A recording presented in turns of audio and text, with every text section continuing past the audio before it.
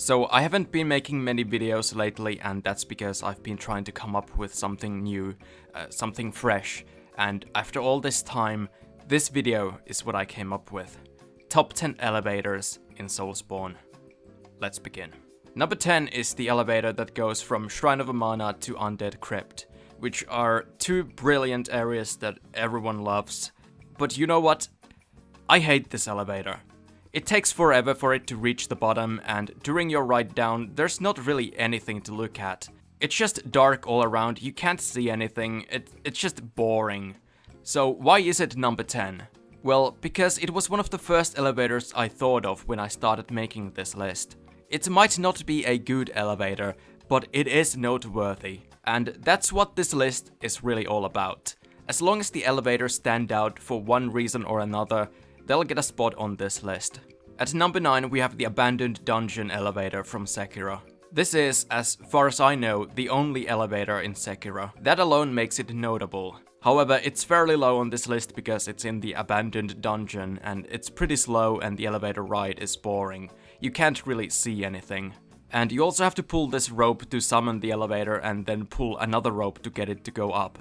It definitely is unique because of that, but it does make it a lot more cumbersome to use as opposed to elevators that activate from you just standing in them. Number 8 is the Undead Settlement elevator.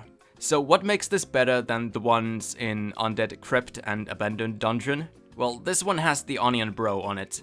That alone makes it noteworthy. But on top of that, there's a puzzle surrounding this elevator.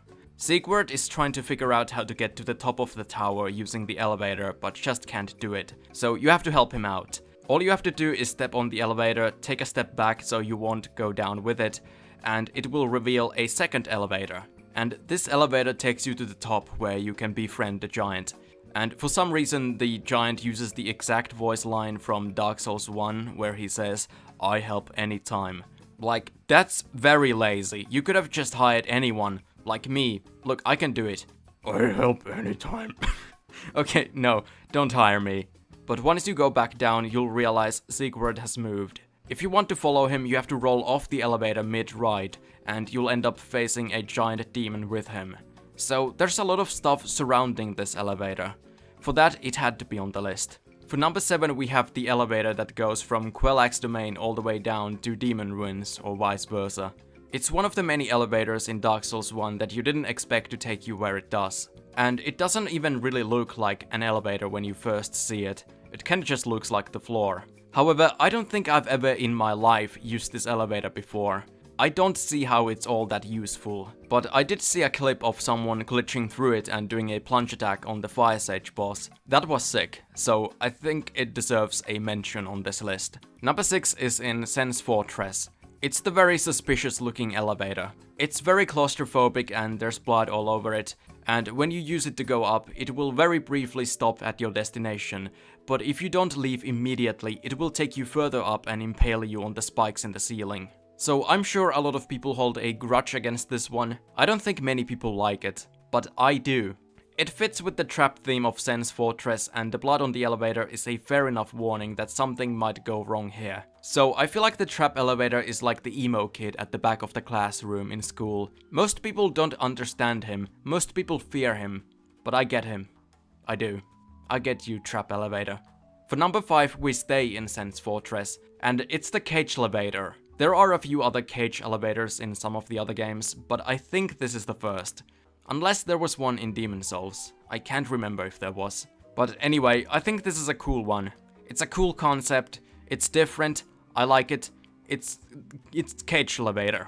Number 4 is another Cagelevator, but this one is in Bloodborne, and there's a lot of good elevators in Bloodborne, but I think this one stands out the most. It's the one in Nightmare of Menses, and it only appears if you've done some exploring and you drop the Brain of Menses into a hole. When you take a step into the elevator, it will take you down into just nothing.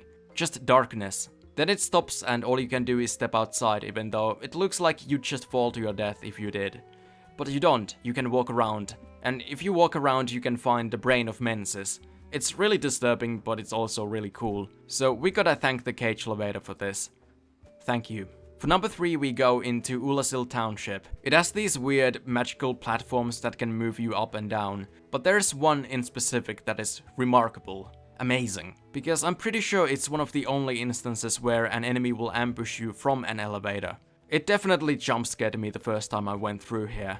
But that's not the only cool thing about this one. The elevator will take you down into this dark and abyss-corrupted prison, Chasm of the Abyss. It's one of the coolest entrances to an area, so I think it deserves to be this high. Number 2 is an old favorite from many. It's the Firelink Shrine double elevator in Dark Souls 1. You can first access them from Undead Parish, which will create a shortcut from there to Firelink Shrine. And for me and a lot of people, this is when we realized how good the world design and interconnectivity in Dark Souls is. And another good thing about these 2 elevators is that you never have to wait. One will always be in Firelink while the other is in Undead Parish. That makes them have a very special place in my heart, because I don't like waiting. There's also a secret you can discover using these bad boys. You can jump off the elevator and do some parkour to eventually find the giant bird's nest and travel back to Undead Asylum. So, I like you double elevators. And number 1 has to be the elevator that takes you up to the Dragonary. It is a very long ride, and it was especially frustrating when I once entered the elevator and looked back behind me and I noticed I missed some loot right next to it, and I couldn't get out.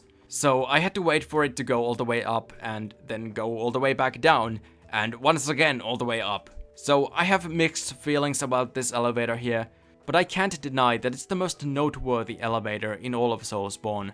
It has quite the amazing view that you can admire on your way up or down.